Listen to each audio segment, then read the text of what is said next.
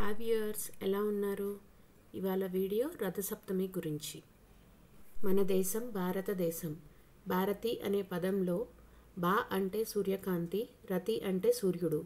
కావున సూర్యుని ఆరాధించు వారందరూ భారతీయులని అర్థం. హిందూ సంప్రదాయం ప్రకారం భారతదేశంలో సూర్యారాధనకు ఎంతో విశిష్టత ఉంది. ముఖ్యంగా భక్తులు సూర్య జయంతి రోజు ఎక్కువగా పూజిస్తారు. సూర్య జయంతి అంటే సూర్యుని పుట్టినరోజు కాదు. రథాన్నెక్కి సూర్యుడు సాగించే ప్రయాణం ఈ రోజు నుంచి మొదలవుతుంది. మాఘమాస శుక్లపక్షం సప్తమి తిథి నాడు ఈ పర్వదినం వస్తుంది. దీన్నే రథసప్తమి అని అంటారు.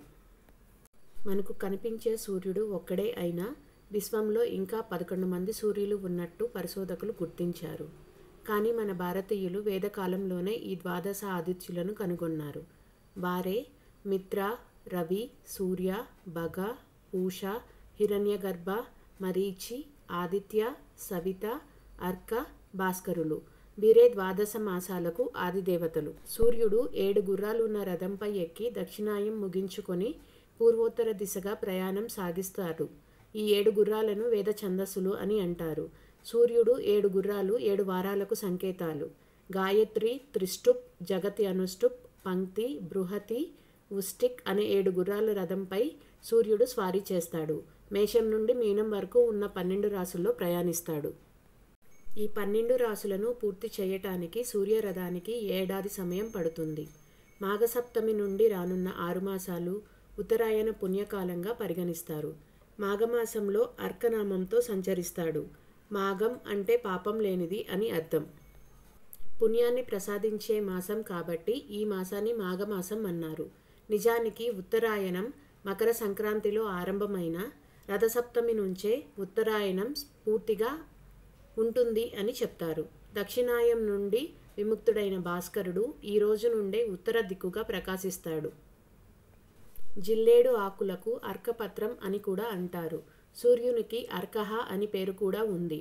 అందువలన సూర్యునికి జిల్లేడు అంటే ఎంతో ప్రీతి అని చెప్పబడింది. 7 జిల్లేడు ఆకులు సప్త అశ్వములకు చిహ్నం మాత్రమే కాక 7 జన్మలలో చేసిన పాపములను 7 రకములైన వ్యాధులను నశింపచేస్తాయి అని చెప్పబడుతుంది. ఈ రథసప్తమి యొక్క వ్రత కథను తెలుసుకుందాం. ఈ వ్రతఫలాన్ని గురించి అడిగిన ధర్మరాజునకు శ్రీకృష్ణుడు ఇలా తెలియచేసెను. పూర్వం కాంబోజ దేశమున యశోధర్ముడనే రాజుడు ఉండేవాడు. అతనికి ముదిమి ముప్పున ఒక కుమారుడు కలిగెను. ఆ కుమారునికి ఎప్పుడునూ రోగములు వచ్చెడివి. తన కుమారునికి వ్యాధులు కారణమేమని రాజు బ్రాహ్మణులను అడిగాడు. నీ కుమారుడు పూర్వజన్మమున పరమలోభి అయిన వైశ్యుడు. రథసప్తమి మహత్యము వలన నీ కడుపున పుట్టాడు. లోభియగుట వలన వ్యాధిగ్రస్తుడు అయ్యాడు అని తెలిపాడు. దీనికి పరిహారం ఏమని అడగగా బ్రాహ్మణులు ఇలా చెప్పారు. ఏ పవిత్ర వ్రత ఫలితము వలన ఇతడు నీకు కలిగెనో అదే రథసప్తమి నాడు వ్రతమును ఆచరించిన పాపము నశించి చక్రవర్తిత్వము పొందును. ఆ వ్రతం ఆచరించటానికి రాజునకు తగిన ఫలితం కలిగెను. ఈ రథసప్తమి వ్రతం యొక్క కథను యుధిష్ఠిరుడు కృష్ణుని అడిగెను. ఓ కృష్ణ, రథసప్తమి నాడు చేయవలసిన విధి విధానమును అనుసరించి భూలోకమున మనుష్యుడు చక్రవర్తి కాగలడని నీవు చెప్పి ఇంటివి. అట్లు ఎవరికైనాను ప్రాప్తించినదా అనగా కృష్ణుడు ఇట్లు జవాబిచ్చెను. కాంబోజ దేశమున యశోవర్తి అను చక్రవర్తి ఉండెను. ఆయన వృద్ధాప్యమున ఆయన కుమారులందరూ సర్వరోగముల చేత బాధపడుచున్నవారై ఉన్నారు. ఆ కర్మ పాపముల యొక్క కారణం తెలుసుకొనవలనని ఒకానొక బ్రాహ్మణ శ్రేష్ఠుని అడిగెను. అట్లా అడిగిన ఆ బ్రాహ్మణుడు రాజుతో, ఓ రాజా, వీరు వీరి పూర్వజన్మలో వైశ్యకులమునను జన్మించి మిక్కిలి లోబులై ఉండి అందుచేత వీరు ఇటువంటి రోగములకు గురి కావలసి వచ్చినది. ఆ రోగ నివారణ కొరకు రథసప్తమి రోజున జరుగు కార్యక్రమములను చూడవలెను అని చెప్పాడు. ఆ విధముగా నా వ్రతము చూచినంత మాత్రమున దాని మహత్యము చేరి వారి పాపములను పోవును. కానీ వ్యాధితో బాధపడుతున్న వారి గొని వచ్చి ఆ వ్రత వైభవమును వారికి చూపవలెను అని బ్రాహ్మణుడు చెప్పగా రాజు, అయ్యా, ఆ వ్రతమెట్లు చేయవలెనో దాని విధి విధానమును తెలుపు అని ప్రార్థించెను. అందులగ్నక బ్రాహ్మణుడు, ఓ రాజా, ఏ వ్రతము చూచినంత మాత్రమున జడత్వం నశించిపోవునో అటువంటి వ్రతం రథసప్తమి వ్రతం. ఈ వ్రతం సర్వులు ఆచరించదగినది. ఈ వ్రతం ఆచరించటం వలన సకల పాపాలు హరించి చక్రవర్తిత్వం కలుగును. ఆ వ్రత విధానమును తెలుపుచున్నాను, శ్రద్ధగా విను అని చెప్పాడు. మాఘమాసమందలి శుక్లపక్షమున వచ్చున షష్ఠి తిథి దినమున గృహాన ఈ వ్రతం ఆచరించటానికి నిశ్చయించాడు. పవిత్ర జలము గల నదులలో కానీ చెరువులలో కానీ నూతియందు కానీ తెల్లని నువ్వులతో విధి విధానముగా స్నానం ఆచరించవలెను. ఇలవేల్పులకు కులదేవతలకు ఇష్టదేవతలకు మొక్కి పూజించి అటు పిమ్మట సూర్య దేవాలయమునకు పోయి ఆయనను నమస్కరించి పుష్పములు ధూపములు దీపమును అక్షితలతో శుభప్రాప్తి కొరకు పూజించవలెను. తరువాత స్వగృహమునకు వచ్చి పంచయజ్ఞము గావించి అతిథులతో సేవకులతో బాలకులతో భక్ష్యభోజ్యములు ఆరగించవలెను. ఆ దినమున తైలము శరీరమునకు పూసుకొని స్నానం చేయరాదు. ఆ రాత్రి వేద పారంగులకు విప్రులను పిలిచి సూర్యభగవానుని విగ్రహానికి నియమం ప్రకారం పూజించి సప్తమి తిథి రోజున నిరాహారుడై భోగములను విసర్జించవలెను. భోజనాలకు పూర్వం, ఓ జగన్నాథుడా, నేను చేయబోవు ఈ రథసప్తమి వ్రతమును నిర్విఘ్నంగా పరిసమాప్తి చేయవలసిందిగా వేడుచున్నాను అని ఉచ్చరించుచు తన చేతిలో గల జలమును నీటిలో విడువవలెను. అట్లు నీటిని విడిచిపెట్టి బ్రాహ్మణులు తాను గృహమున నేలరాతి పైన శయనించి జితేంద్రుడయ్యున్న ఉదయమున లేచి నిత్యకృత్యములు ఆచరించి శుచి అయి ఉండవలెను. ఒక దివ్యమైన సూర్యార్ధాన్ని దివ్య మాలికలతోనూ చిరుగంటలతోనూ సర్వోపచారాలతోనూ తయారు చేసి సర్వాంగములను రత్నాలు మణులతో అలంకరింపవలెను. బంగారంతో కానీ వెండితో కానీ మన శక్తి కొలది గుర్రాలను రథసారథిని రథమును తయారు చేసి మధ్యాహ్న వేళ స్నానాధికములను నిర్వర్తించుకొనవలెను.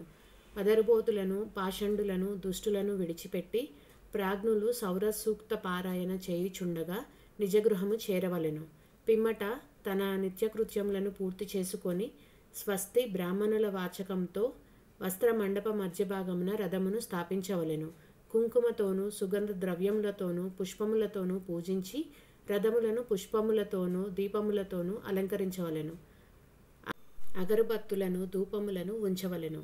రథమధ్యమునున్న సూర్యునిని సర్వసంపూర్ణంగా అర్చన చేయవలెను. ధనలోభము చేయరాదు.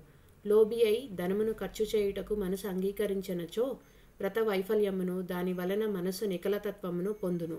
పిమ్మట రథాన్ని రథసారథిని అందుగల సూర్య భగవానుని పుష్ప ధూప గంధ వస్త్రాలు అలంకారాలు భూషణాలు నానావిధ పంచభక్ష్యాదులు గల నైవేద్యాలతో పూజించి దివాకరుని స్తోత్రం చేయవలెను.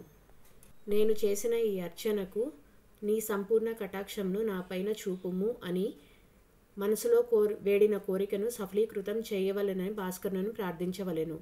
ధనహీనుడైనను విధి ప్రకారం అన్ని కార్యక్రమాలు చేయవలెను. రథము సారథి గుర్రములు వివిధ రకాల రంగులతో లిఖించిన బొమ్మలు జిల్లేడు ప్రతిమలతో సూర్య భగవానుని శక్తి కొలది పూర్వము చెప్పినట్లుగా విధి విధానముగా పూజించవలెను. ఆ రాత్రి జాగరణ చేసి పురాణ శ్రవణ మంగళ వాయిద్యాలతో మంగళ గీతాలతో పుణ్య కథలను వినవలెను. పిమ్మట సూర్యుని మనసును ధ్యానం చేస్తూ ప్రాతకాలమున లేచి విమలుడై స్నానకృత్యమును నిర్వర్తించుకొని బ్రాహ్మణులకు తృప్తిగా భోజనం పెట్టి వివిధ రత్నభూషణములతో ధాన్యాలతో వస్త్రాలతో తృప్తిపరచవలెను. అట్లు చేసిన అశ్వమేధ యాగము చేసిన ఫలితం లభించును అని బ్రహ్మ విధులు చెప్పారు. ఆ విధముగా చేసిన సూర్యుని అనుగ్రహం వలన మహా తేజులు బల పరాక్రమవంతులు అయి విపుల భోగములను అనుభవించి రాజ్యములను నిష్కటంకముగా చేసుకొందురు. ఈ రథసప్తమి వ్రతమును చేసినచో పుత్ర పౌత్రాదులను కలిసి చివరగా సూర్యలోకం చేరును. అక్కడ ఒక కల్పకాలము చక్రవర్తిగా పదవిని అనుభవించును అని కృష్ణుడు చెప్తూ ఉన్నాడు. ఈ విధంగా ఆ ద్విజోత్తముడు సర్వ విషయాలను చెప్పి తన దారిని తాను పోయెను. రాజు ఆ బ్రాహ్మణ శ్రేష్ఠుడు ఉపదేశించిన తీరుగా ఆచరించి సమస్త సౌఖ్యములను అనుభవించెను. ఈ విధముగా ఆ రాజపుత్రులను చక్రవర్తిత్వమును పొందిరి. ఈ కథను భక్తితో ఎవరు విందురో వారికి బాణుడు సంతసించి మంచి ధనధాన్య సంపదనిచ్చును. ఇంతటితో రథసప్తమి వ్రత కథ సంపూర్ణం. ధన్యవాదాలు.